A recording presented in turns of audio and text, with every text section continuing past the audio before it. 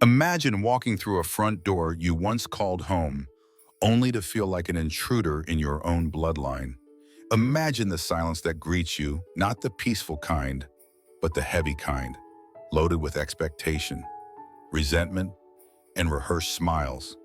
Imagine knowing, deep down, that the moment you choose truth over comfort, love becomes conditional. That was what awaited Shawn Whitaker. Shawn stood outside the Whitaker residence, a modest two-story home on the outskirts of Sacramento, holding a loaf of homemade garlic bread, still warm in its foil wrap. He had baked it himself, a simple, nostalgic recipe that reminded him of one of the few dinners from his childhood that didn't end in sarcasm or someone storming away from the table. The scent brought back the laughter he and his grandpa used to share in the kitchen, back when being different just meant liking math more than sports. But this wasn't a return out of longing. It was obligation, or at least a test of forgiveness. 3 months had passed since Shawn walked out of this house. 3 months since he said no. And for that, he was branded ungrateful. That night, he remembered it vividly. His parents had called a family meeting, but it wasn't about connection. It was a demand. They wanted Shawn to move out of his downtown apartment in Sacramento and hand the lease over to Felix's younger brother. Now a minor social media star with over 1 million followers and a sponsorship deal with a fast fashion brand, Shawn had worked his way up as a software engineer, not through fame or filters, but late nights and freelance coding gigs no one else wanted. That apartment wasn't just 4 walls and a view, it was independence. It was safety. It was earned. When he declined, his father, Henry, asked if Shawn thought his sexual identity exempted him from contributing to the family. Shawn didn't flinch. He had already learned that silence was compliance. That night, he replied, "If living honestly makes me a disappointment, then I'll choose truth every time." He packed his things and left. No goodbyes, just the hollow echo of a door closing behind him and a single voice trailing off his mother, asking, "So that's it. And now, after all that, came the phone call and tweets at Duane." It wasn't dramatic. No apologies, no explanations, just his mother's familiar voice saying, "Dinner, 7 o'clock. You should come. Not we miss you, not we were wrong. Just an invitation into the same space that had once asked him to leave." Still, something in Shawn softened. He didn't understand why. Maybe it was the memory of his grandfather humming in the kitchen, slicing garlic with patience. Maybe it was hope, bruised but still intact. He agreed, against logic, and spent the afternoon baking garlic bread, not out of duty, but defiance. He wouldn't arrive empty-handed. If they refused to offer warmth, he would bring his own. Now, standing before the same red brick house, he inhaled deeply. The porch light flickered like it always had. The lawn was half dead, as if unsure whether to thrive or give up. Everything was unchanged except him. He rang the bell. Felix opened the door, phone in hand, clearly live streaming as he greeted Shawn with mock surprise. "Look who finally crawled out of their rainbow cave," he said, laughing to an audience only he could see. Behind him, their mother arranged plates at the table, eyes never lifting. Shawn stepped inside. The warmth from the garlic bread contrasted with the chill in the air.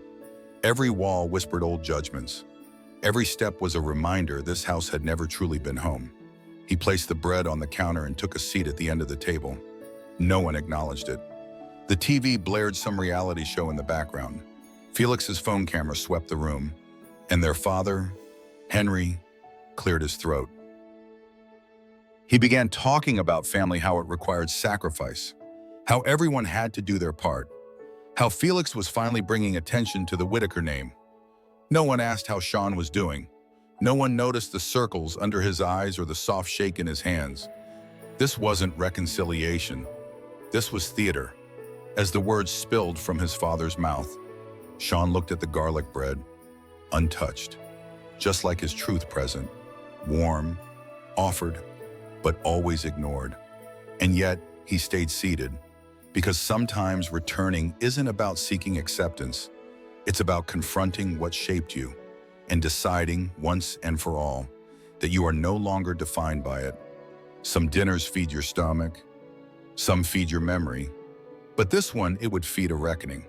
If this story has stirred something inside you, don't forget to follow Heart's Story for more true-feeling tales about truth, dignity, and healing. Because sometimes the people who hurt us the most unknowingly prepare us to stand taller than they ever expected. The room carried the kind of stillness that made every clink of cutlery echo like a judgment. Shawn sat at the far end of the table, directly across from his father, the space between them as wide as the years of silence and unspoken disappointments. The garlic bread he had brought remained untouched in the middle, as if its presence alone was offensive. Felix angled his phone just right to include both Shawn and their father in frame. Family dinner, he narrated for his viewers, wearing a grin that didn't reach his eyes. He zoomed in slightly. Let's see if my gay brother gets dramatic again. Their mother moved around the kitchen quietly, avoiding everyone's gaze. The only thing she acknowledged was the timer on the oven. Even as Shawn attempted a polite nod in her direction, she kept her hands busy and her heart hidden. Henry leaned back in his chair, folding his arms like a judge preparing to hand down a sentence. You know, he began, your brother's finally doing something that brings pride to this family. He's young, creative, and making a real name for himself. Shawn stayed quiet. He had heard these setups before. Praise for one child meant pressure for another. He's even been approached by a studio, Henry continued, but he can't move forward if he's stuck in that tiny apartment. He needs space and stability, the kind you're wasting. Shawn didn't move. He had rehearsed this moment in his head 100 times. Maybe not the exact words, but the weight behind them. He breathed in slowly. That apartment, he said, is mine. I signed the lease. I pay those bills. I worked for it. I won't give it up just because you think Felix deserves it more. Silence. For a heartbeat, no one spoke. Felix's phone caught it all. Then Henry stood. His chair scraped violently against the floor as he grabbed his plate with both hands. Without warning, without a single word more, he flung it. The spaghetti arced through the air like a slow-motion betrayal before it exploded across Shawn's face. Chest and lap sauce and noodles dripping from his collar, seeping into the sleeves of his shirt, clinging like shame. A gasp left Felix's lips, but it was the excited kind. He laughed as he tilted his phone to capture the scene. Now that's content, he said. Drama real time. Shawn blinked through tomato sauce, his hands trembling as he wiped his eyes. He pushed his chair back slowly. No sudden movements, no yelling. He walked over to Felix's tripod, still standing proud on the floor, and knocked it over with the back of his hand. The phone clattered down beside it. He turned to the camera, looked directly into the lens still recording, and said, "A family that needs views to feel real isn't a family. It's a performance I didn't audition for." His voice didn't break, but his heart did. His mother remained frozen by the kitchen counter, a wet towel in her hands, eyes locked on the mess on the floor, never meeting her son's. Her silence was louder than the clatter of the plate. She had chosen her seat in the audience, and it wasn't beside him. For a moment, Shawn stood there, sauce on his shirt, pride in his spine, and then he realized this wasn't a homecoming. This was a setup, a trap disguised as tradition. He was never invited back to reconnect. He was summoned to surrender. He walked toward the hallway, prepared to leave again, this time for good. But then the front door opened. The air shifted. Daniel Whitaker stepped into the room. His presence filled the space like truth. Shawn's grandfather was a man of few words and even fewer displays of emotion. But when he saw his grandson standing there, spaghetti dripping from his jawline, betrayal written across his face, Daniel didn't hesitate. He stepped forward without asking questions, pulled a linen handkerchief from his blazer pocket, and gently began wiping Shawn's cheek. No judgment, no demands, just care, just love, the quiet kind. "I came early," he murmured. "Didn't think I'd walk into a damn circus." Shawn didn't speak. He didn't need to. The tears gathering in his eyes weren't from the spaghetti sauce. Daniel's eyes never left his grandson's face. "Tell me what happened," he said softly. And Shawn did, for the first time, with no interruptions, no one talking over him or changing the subject. He told his grandfather everything: the apartment, the demands, the live stream, the silence of his mother, the plate of spaghetti thrown not out of anger, but out of principle, because he had chosen to live openly. Daniel listened, not like someone waiting to respond, but like someone who cared. When Shawn finished, Daniel turned to Henry, his expression unreadable. "Apologize to your son," he said calmly. "Right now?" Henry laughed under his breath, disbelief in his eyes. "You can't be serious." Daniel's voice hardened. "Just slightly. I still own this house. And if anyone in this room can't see how deeply wrong this is, they can get out." No one moved. The garlic bread still sat untouched. The air was thick, but something had cracked open. Not forgiveness, not yet, but consequence. Because somebody in families, love is not just about blood or tradition. It's about who shows up when everything falls apart. It's about who wipes your face after you've been humiliated in your own skin. It's about who finally, after all these years, sees you not as a mistake, but as a person worth defending. And in that moment, Shawn didn't just feel seen, he felt protected. The lesson that hovered over the table was this: not all wounds come from strangers, and not all healing begins with words. Sometimes it begins with someone quietly reaching for a napkin and saying nothing, because love, real love, doesn't always need a script. The quiet that followed was unlike the silence that had filled the house moments before. This one carried weight. It was the kind of quiet that demanded attention, not the absence of sound, but the presence of something undeniable, something final. Daniel Whitaker remained standing near his grandson, handkerchief now streaked with red sauce, eyes fixed on his son with unflinching calm. Henry stood defiant in the corner of the dining room, arms crossed, jaw tight. But there was hesitation behind his glare, the kind that only emerges when someone realizes power is slipping through their fingers. His wife glanced at him, uncertain, but still said nothing. "I said apologize," Daniel repeated, voice lower now, but firmer. "To your son," Henry's mouth curled into a smirk. "For what?" "For asking him to think about someone other than himself, for trying to keep this family together while he runs around pretending his choices don't affect anyone else." It wasn't just a refusal. It was a declaration, one last attempt to cling to control through the language of moral superiority. Daniel stepped closer, his movements deliberate. "You don't get to dress up cruelty and call it family values," he said, voice steady. "What I saw tonight wasn't discipline. It was disgrace." He reached into the inside pocket of his blazer and pulled out a folded sheet of paper. He placed it flat on the dining table, right in front of Henry. "I should have done this a long time ago." Daniel said, "The deed to this house is still in my name. Starting tomorrow, the new occupant of this property will be Shawn. I've had the transfer drafted for months. Just needed a reason to sign it." Felix's phone slipped from his hand, as if reality had momentarily stunned him into dropping the performance. The thud of the phone hitting the carpet was the only sound in the room.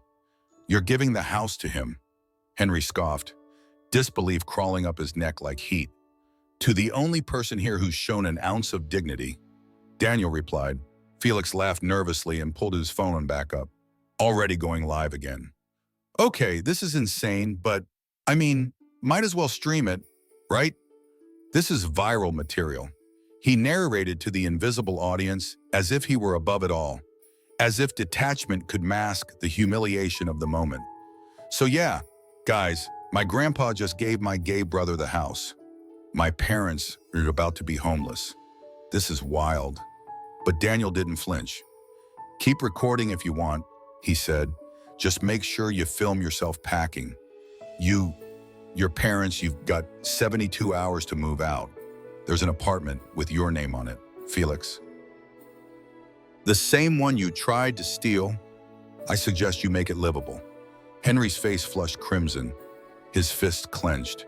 His pride had been dealt a blow sharper than any insult consequence. Marlene, Shawn's mother, finally spoke, her voice barely above a whisper. You can't just toss us out. We built our life here. No, Daniel said, I built this home, and I won't let it be a stage for hate anymore. Shawn watched the scene unfold, still stained by the evening's earlier cruelty, but suddenly anchored by something he hadn't felt since childhood: protection. Real, unwavering protection. He looked toward his grandfather, and for a brief moment, saw not just the man who once carved pumpkins with him or taught him how to hold a wrench, but someone who stood not in front of him, but beside him. Felix turned the camera toward his parents, both of whom stood frozen, caught between shock and indignation. Guys, look at their faces. This is what betrayal looks like. I didn't sign up to be homeless just because someone wants to feel like a hero, but the internet is a mirror, and sometimes it reflects more than you intend to show. That evening, Felix's live stream racked up views fast. Not for the drama, not for the spectacle, but for the truth it exposed. Audiences weren't laughing, they were angry. They saw a grown man throwing food at his son for being gay. They saw parents asking for property like it was owed. They saw a young man exploited, humiliated, and finally defended. And they saw a grandfather who chose legacy over comfort. It was in that very room where spaghetti had once flown like shrapnel that history rewrote itself. Not with volley, but with a signature and a choice. The lesson lingered, not in a lecture, but in the outcome. Because sometimes justice doesn't come with sirens or speeches. It comes with quiet authority, with a line drawn not out of spite but principle, with an elder finally saying enough. Not because he had to, but because silence would have meant agreement. Daniel Whitaker didn't just give Shawn a house. He gave him something no one else in that room ever had the right to exist fully, without apology. And in doing so, he reminded everyone watching both in the room and through the lens of a phone that family isn't defined by who shares your last name, but by who stands when you're no longer able to stand alone. What should have been the final word. The last confrontation was, in truth, just the beginning. When Daniel Whitaker handed over the house to Shawn, it ignited something deeper than resentment. For Henry, it wasn't just the loss of property. It was a public reminder that control could be taken away. And for someone like him, pride left bruises far deeper than any eviction notice. The house emptied quickly. Boxes were packed with mechanical urgency. Felix broadcasted the entire move for his followers, narrating every step like an absurd reality show. Day 2 of the Whitaker purge, he said into his camera, grinning while pointing to his parents wrapping up dishes with old newspapers. The gay agenda wins again. But views weren't climbing like they used to. The comment section was flooded with criticism, disbelief, and eventually disgust. People weren't siding with Felix. They were calling him out for mocking his brother, for exploiting the family meltdown, for being complicit in a cruelty caught on tape. His sponsors started pulling out. One by one, first the skincare brand, then the clothing line, then the podcast collaboration he had just announced a week prior. Even his TikTok partnership quietly dissolved without warning or statement. Felix tried to laugh it off, called it cancel culture. But what he couldn't laugh off was the silence that followed. Silence from companies. Silence from followers. Silence from so-called friends who stopped tagging him. Still, the camera didn't stop rolling. Not even when Henry, now red-eyed and exhausted from the chaos of moving, exploded. It happened on a humid Thursday evening, with the last few boxes stacked by the garage. Felix was outside, filming his final farewell tour of the backyard, describing each section with mockery. Here's where Grandpa ripped our lives apart. He joked, and over there, that's the tree where Dad probably buried his dignity. Then the garage door opened. Henry appeared, dragging a red plastic fuel container behind him. Felix kept filming. What's this, Dad going full fast and furious? But it wasn't a joke. Henry was muttering to himself, barely coherent, pouring gasoline along the edge of the lawn and driveway. His movements were shaky, unhinged, and when he glanced toward the house, there was something terrifying in his eyes. Rage without reason, desperation without direction. "I built this house," he yelled toward no one in particular. "You think you can take it from me and shame me in front of the world?" He lifted the container higher, drenching a strip of the wooden fence. His wife screamed from the driveway. Neighbors appeared from porches. One of them shouted for someone to call 911. Felix's live stream caught it all, frame by frame. The fire never started. Police arrived before Henry could find a match. But by then, it didn't matter. The damage had been done digitally. Permanently. Viral in the worst way possible. The footage spread faster than any of Felix's funny videos ever had. News stations picked it up. Influencer commentary channels dissected every moment. People weren't just watching, they were demanding action. Within a week, the district attorney's office opened a case. Henry Whitaker was formally charged with attempted arson, threats to life and property, and unlawful endangerment. He was escorted into court in a borrowed suit, flanked by his attorney and the ghost of a dignity long gone. Daniel was there too. So was Shawn. When Shawn took the stand, it wasn't revenge he carried, it was truth. He spoke clearly not about vengeance, but about the fear of growing up unseen, about the violence that hides behind silence, about how humiliation isn't always loud, it can come in quiet meals, in withheld affection, in spaghetti hurled across a table. The courtroom remained still. Daniel spoke after, just a few words. "I gave that house to someone who knows what it means to build something real, not someone who tears it down for control." Henry received his sentence when it wasn't lengthy, but it was defining. He was ordered into psychological counseling and community service, barred from approaching Daniel's property, and placed under probation with court-monitored behavior. Felix, meanwhile, wasn't charged with anything, but his career dissolved faster than any court could have ruled. Every video, every brand, every opportunity gone. The internet had watched him laugh while his father poured gasoline near a home that wasn't his. No amount of rebranding or apology videos could erase that. In the months that followed, the Whitaker name faded from headlines, but not from memory. Shawn stayed quiet. He didn't gloat. He didn't post. He simply lived. Because sometimes the deepest form of healing doesn't come from winning. It comes from watching everything built on lies finally collapse under its own weight. And somewhere in that wreckage, truth finds a place to stand. A year later, the house felt different. It wasn't the new coat of paint or the reupholstered armchairs. It wasn't the way sunlight now reached through the clean windows or how the floors no longer creaked with tension. What made it different was the silence, gentle, not suffocating. The kind of quiet that comes after a storm has passed, when you can finally hear yourself breathe. Shawn lived there now, not as a guest, not as a shadow, not as a burden, but as the rightful owner. The paperwork had long been finalized. His name etched in legal ink on a title deed that once belonged to the very man who threw him out for simply saying no. But Shawn didn't carry pride like a sword. He moved through the house with attention, care, and memory. Each room held echoes of pain. Yes, but also the potential to heal. And that process wasn't one he chose to walk alone. Daniel lived with him. The old man had refused to move into a senior living facility, insisting he still had years of gardening left in his hands and too many crossword puzzles to abandon. Shawn didn't argue. He wanted him there, not just out of gratitude, but out of something deeper. Something that had grown between them after that night, the kind of love that doesn't need to speak often to be understood. Every morning, the ritual was the same. Daniel rose before dawn, shuffled into the kitchen in his slippers, and put the kettle on. Shawn would join a little later, barefoot, sleepy-eyed, and grateful. They didn't say much.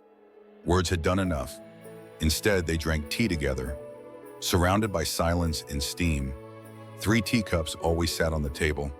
One for Daniel, one for Shawn, and one left untouched. A simple white porcelain cup. No lipstick stain, no hand ever reaching for it. Yet it was placed there with intention, not as a symbol of longing or forgiveness, but as a reminder. Shawn never asked, but he knew. That 3rd cup was for Henry, not for who he was, but for who he could have been. The father who might have chosen understanding over control, who might have reached across the table instead of throwing a plate. The man who, in another life, might have seen his son's truth not as rebellion, but as courage. Daniel never said the words aloud. But every morning, when he placed that cup down gently, it was clear.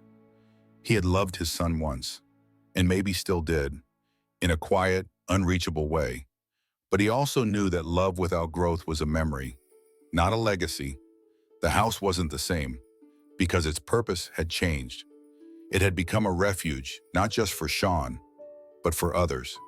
When a newlywed gay couple reached out about buying Shawn's old apartment, he didn't hesitate. He sold it to them under market value, slipping them a note at closing, "May this be your beginning, not your battle." He'd learned the cost of peace. And now, he wanted others to find it sooner. Shawn didn't post online. He didn't need to. But Felix did. In a strange twist of fate, Felix had reappeared with a new channel, smaller, quieter, and centered on growth and self-reflection. He never mentioned his brother by name, but the subtext was clear. His views were modest, comments mixed, but Shawn let him be.